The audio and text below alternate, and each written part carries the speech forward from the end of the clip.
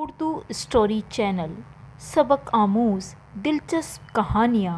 ایک دفعہ کا ذکر ہے کہ شہر ایران میں ایک لکڑہارا رہتا تھا جو بہت غریب تھا۔ وہ لکڑیاں بیچ کر اپنا اور اپنے بال بچوں کا گزارا کیا کرتا تھا۔ لکڑہارے کی 3 لڑکیاں تھیں جس سے وہ بے پناہ محبت کرتا تھا۔ ایک دن ایران میں شدید قحط سالی آئی جس سے لکڑہارا اور اس کی بیوی موت کا نشانہ بنے، جبکہ لکڑہارے کی تینوں بیٹیاں شدید بھوک کی حالت میں دوسروں کی مدد کی منتظر تھیں کہ ایک دن مصر کا بادشاہ ایران کے دورے پر آیا۔ اس کی نظر اس لاچار اور بھوک سے نڈھال لڑکیوں پر پڑی۔ وہ بادشاہ بہت ظالم تھا۔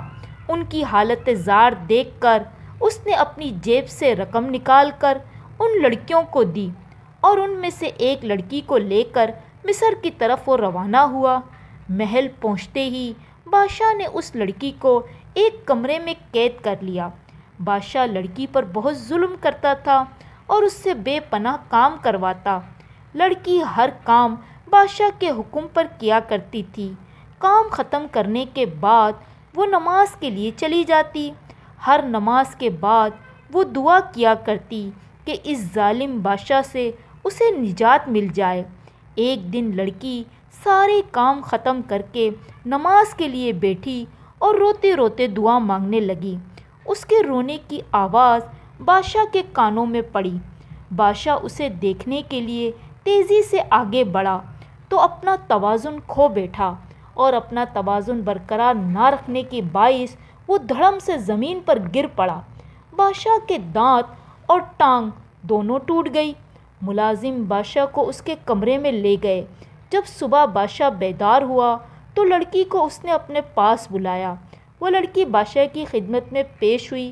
بادشاہ نے لڑکی سے کہا، آج سے تم آزاد ہو۔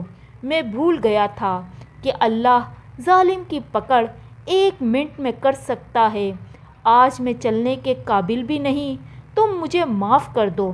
لڑکی بادشاہ کے یہ الفاظ سن کر بہت خوش ہوئی اور بادشاہ کے چنگل سے آزاد ہو کر وہ اپنی بہنوں سے جا ملی۔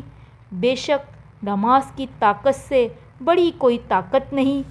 اگر آپ ہمارے چینل پر نئے ہیں تو پلیز لائک اور سبسکرائب لازمی کیجیے گا تاکہ دلچسپ کہانیاں آپ کو بر وقت ملتی رہیں۔